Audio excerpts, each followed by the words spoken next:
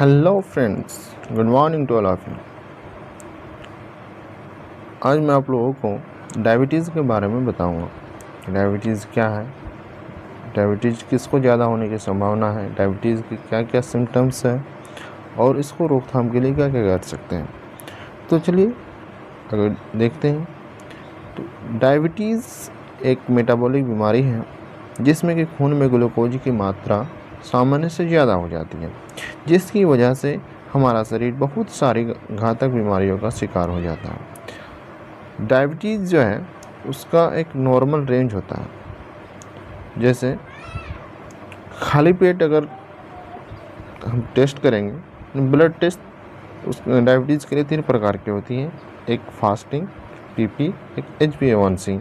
Fasting जब हम सुबह सुबह खाली पेट रहते हैं उसमें ब्लड दिया जाता है, अगर उसका रिज़ल्ट अगर 70 से 100 के बीच अगर है तो वो क्या है, नॉर्मल है। खाली पेट वाला 70 से 100 और खाने के बाद वाला 140 से कम है तो वो नॉर्मल है। और HbA1c जो है वो 5.6 से कम है तो वो नॉर्मल है। ये तो हो गया नॉर्मल रेंज। डायबिटीज़ से पहले की अवस्था यानी प्री डायबिटीज़ स्टेज किसे कहते हैं, उसमें होगा क्या, जो खाली पेट वाला जो जांच होगा वो 100 से 125 के बीच होगा और खाने के बाद वाला जांच जो होगा 140 टू 199 के बीच होगा और HbA1c जो होगा 5.6 से 6.5 के बीच होगा। यदि ब्लड ग्लूकोज का स्तर प्री डायबिटीज़ की अवस्था में है तो आपको सावधान हो जाना चाहिए, आपको किसी फिजिशियन से परामर्श लेना चाहिए। ऐसी स्थिति में आपको नियमित व्यायाम शुरू कर देना चाहिए और खान पान में एहतियात बरतना चाहिए। प्री डायबिटीज़ के चलते भी हार्ट, किडनी एवं आँख एवं लकवा जैसी घातक बीमारी हो सकती है। अब तो हो गया नॉर्मल रेंज और प्री डायबिटीज़ की। अब हम डायबिटीज़ किसको कहते हैं, हम क्या रिज़ल्ट यानी कि टेस्ट का जो रिपोर्ट कितना होना चाहिए जिसमें कि हम उसको उस पेशेंट को बोल सकते हैं कि ये डायबिटिक पेशेंट है। तो इसमें जो फास्टिंग का अगर रिज़ल्ट देखें 125 mg/% ऐसा अगर ज़्यादा है तो वो क्या हो गया, डायबिटिक वाला पेशेंट हो गया। खाने के 2 घंटे बाद यानी पीपी अगर देखें 199 से ज़्यादा है तो वो भी डायबिटिक पेशेंट है। HbA1c जो है 6.5 से ज़्यादा है तो वो भी डायबिटिक पेशेंट है। यदि आपके ब्लड ग्लूकोज का स्तर ऊपर दिए गए स्तर से ज़्यादा हो तो इसका मतलब आपको डायबिटीज़ हो चुका है और आपको डॉक्टर से परामर्श लेने की ज़रूरत है। डायबिटीज़ एक महामारी का रूप ले चुका है और भारत समेत पूरे विश्व में डायबिटीज़ के मरीजों की तादाद बहुत तेज़ी से बढ़ रही है। जहां 1975 में पूरे विश्व में डायबिटीज की संख्या लगभग 3 करोड़ थी, वहीं 2013 में इनकी संख्या बढ़कर 38 करोड़ हो गई और 2034 में यह बढ़कर 59 करोड़ होने की संभावना है। अगर हम भारत की बात करें तो भारत में 1990 में डायबिटीज़ के मरीजों की संख्या लगभग 2.5 करोड़ यानी 5.5% थी, जो कि 2016 में बढ़कर 6.5 करोड़ हो गई, जो कि 7.7% जनसंख्या के बराबर है। मतलब 100 लोगों में से 7 लोगों को डायबिटीज़ है।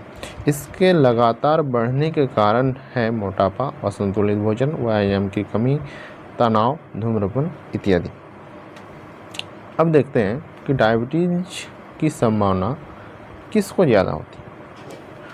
कुछ लोगों को डायबिटीज़ होने की संभावना औरों की तुलना में ज़्यादा होती है, जैसे कि उदाहरण के तौर पर जिनको मोटापा होता है, जो ज़्यादा मोटे होते हैं उनको ज़्यादा होने के चांसेस होते हैं। जिनके परिवार में किसी को डायबिटीज़ हो यानी जेनेटिकली उसमें आ सकता है, किसी को बाप के, दादा को, अगर किसी मम्मी को, किसी को अगर डायबिटीज थी तो उसका बच्चे को भी आ सकता है। जिसका ब्लड प्रेशर ज़्यादा रहता हो, जो शारीरिक श्रम नहीं करते हैं, उदाहरण के तौर पर जो हर टाइम बैठे बैठे काम करते हैं, ऑफिशियल वर्क करते हैं, वो शारीरिक कोई परिश्रम नहीं करते, उनको भी ज़्यादा होने की संभावना होती है। इसके अलावा खान पान में अनियमितता, मानसिक तनाव, अकेलापन, धूम्रपान और नशा डायबिटीज की संभावना को बढ़ा देता है। अब देखते हैं इसका सिम्टम्स क्या क्या होता है। सिम्टम्स ऑफ डायबिटीज़: थकान महसूस होगा, अधिक प्यास रहेगा, ज़ोर से भूख लगेगा, कोई भी घाव हो जल्दी नहीं भरेगा, लगातार पेशाब आएगा, अचानक वजन कम हो जाएगा, आँख की रोशनी कम हो जाएगी। ये जो होती है डायबिटीज़ की लक्षण है। डायबिटीज़ के शुरुआत में ज़्यादातर लोगों को कोई विशेष लक्षण नहीं होते। डायबिटीज़ के हर 4 मरीज में से एक मरीज यानी कि 25% को कोई लक्षण नहीं होता है और उनको पता नहीं होता कि उनको डायबिटीज़ है। कुछ लोगों को तो डायबिटीज़ का पता तब लगता है जब उनको डायबिटीज़ के दुष्परिणाम आने लगते हैं, जैसे कि हार्ट अटैक, लकवा, अंधापन या किडनी खराब होना। तो अब देखते हैं कि डायबिटीज़ के दुष्परिणाम या नुकसान क्या क्या हो सकते हैं, यानी जिसको डायबिटीज़ हो गया तो उसको क्या क्या बीमारी का घातक परिणाम हो सकता है। DKA या HHS, ये दोनों बीमारियां बहुत गंभीर और जानलेवा होती हैं। इसमें ब्लड शुगर बढ़ने के साथ साथ मरीज को सांस लेने में दिक्कत होने लगती है, उल्टी होती है और मरीज बेहोश होने लगती है। अगर समय पर हॉस्पिटल नहीं ले जाया गया तो मरीज की जान भी जा सकती है। अगला है हार्ट अटैक।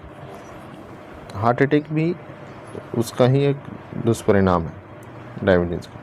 हार्ट अटैक, लकवा और डायबिटिक फुट अथवा पैर का सड़ना, ये तीनों बीमारियां खून की नसों में रुकावट की वजह से होती हैं। जिनको डायबिटीज होती है उनकी नसों में खून का थक्का जमने की संभावना कई गुना बढ़ जाती है, जिससे कि नसों में खून का बहाव कम हो जाता है या रुक जाता है। अगर हार्ट की नसों में रुकावट होती है तो हार्ट अटैक, और अगर दिमाग की नसों में रुकावट होती है तो लकवा, और अगर पैर की नसों में रुकावट होती है तो डायबिटिक फुट अथवा पैर का सड़ना होता है। डायबिटीज़ के इलाज के दौरान कई बार हाइपोग्लाइसिस हो सकती है। एकाएक पसीना आना, धड़कन तेज होना, चक्कर आना, तेज भूख लगना इसके लक्षण है। इससे आप पहचानें और तुरंत 4 चम्मच चीनी का घोल दें। अगर बेहोश हो तो 10% डेक्सट्रोज 500 ml लगाएं। अब इसको हम इमेज के जरिए समझते हैं। डायबिटीज़ के नुकसान क्या क्या हैं। हार्ट अटैक, ब्रेन स्ट्रोक जिसको लकवा बोलते हैं या ब्रेन हेमरेज बोलते हैं, किडनी का खराब हो जाता है, खराब होना, डायबिटिक फुट पैर का सड़ने लगना, आँख का पर्दा खराब होना या अंधापन, ये सब हो सकती है। और एक चीज़, हाथ पैर में झुनझुनी या दर्द भी ये हो सकते हैं। लंबे समय तक बदहजमी, उल्टी या दस्त लगना, इन्फेक्शन, डायबिटीज़ के मरीजों को टीबी, निमोनिया, पेशाब में इन्फेक्शन इत्यादि की संभावना भी ज़्यादा होती है। डायबिटीज से बचने के लिए हम क्या क्या कर सकते हैं। खान पान संतुलित और नियमित रखें, जैसे इसमें कम कार्बोहाइड्रेट और ज़्यादा प्रोटीन एवं फाइबर युक्त भोजन लें। सुबह का नाश्ता जरूर करें। डायबिटिक फूड यानी कि इसमें हम डाइट में क्या क्या ये करेंगे, तो पूर्ण अनाज, होल ग्रेन, जैसे कि गेहूँ, ओट मिल्स, मक्का, दालें, ये सब हम ले सकते हैं। फल और हरी सब्जियां ले सकते हैं। उसके बाद प्रोटीन ले सकते हैं। तेल में जो है सरसों और सोयाबीन का तेल यूज़ कर सकते हैं, डालडा का प्रयोग नहीं कर सकते हैं। नट्स और बीज जैसे कि अखरोट, बादाम, गोजा और फ्लैक्सीड का सेवन ब्लड शुगर को कम करने में किया जा सकता है। परहेज क्या क्या कर सकते हैं। आलू, चावल, शकरकंद, केक, कैंडी, चॉकलेट, प्रोसेस्ड और फास्ट फूड, चीनी, कोल्ड ड्रिंक्स और मिठाई से परहेज रखें। और इसके लिए एक तो डायबिटीज़ में सबसे ज़्यादा ज़रूरी होता है खान पान चेंज करना और नियमित एक्सरसाइज करना। एक कहावत है कि एक्सरसाइज इज मेडिसिन। नियमित व्यायाम करने से हार्ट अटैक, डायबिटीज, हाइपरटेंशन, मोटापा और कुछ प्रकार के कैंसर से भी बचा जा सकता है। इससे वजन और रक्तचाप को नियंत्रित किया जा सकता है। व्यायाम से इंसुलिन रेजिस्टेंस कम होता है और सरल शब्दों में इंसुलिन का ज़्यादा अच्छा काम करता है। अब इमेज के जरिए हम देखते हैं कि डायबिटीज के लिए क्या क्या खाना हो सकता है। मोटे अनाज हम ले सकते हैं। उसके बाद नट्स और बीज जैसे ले सकते हैं सब। अब फल, सूखे फल, दालें हम ले सकते हैं। हरी सब्जियां, फल, सलाद। फलों में जो है फलों में भी कुछ जैसे आम, लीची और खजूर, ये तीनों फल नहीं ले सकते हैं। और इसमें मछली खा सकते हैं, अंडे खा सकते हैं, पनीर, दूध ये सब खा सकते हैं। परहेज करना किससे है?